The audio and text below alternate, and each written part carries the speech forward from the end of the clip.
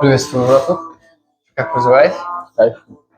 Слушай, рассказывай, как будем стричь тебя? Как ты Только с хочешь? боков. Хотел? Только с боков. Только с боков убирай. Да, сверху Одно? оставляем. По тройку. По Под... троечку, В да. этот раз не по одну? Окей. По тройку. Понял. Сделай. Ну что скажешь, браток? Все шикарно. Как тебе стрижка? Шикарно. Все нормально? Да. Сейчас. Мы же забыли пасту нанести.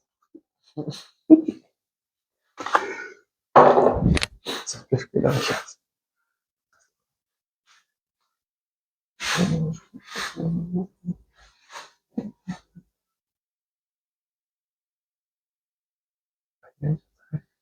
Да? Нравится? Да, конечно. Творческий беспорядок.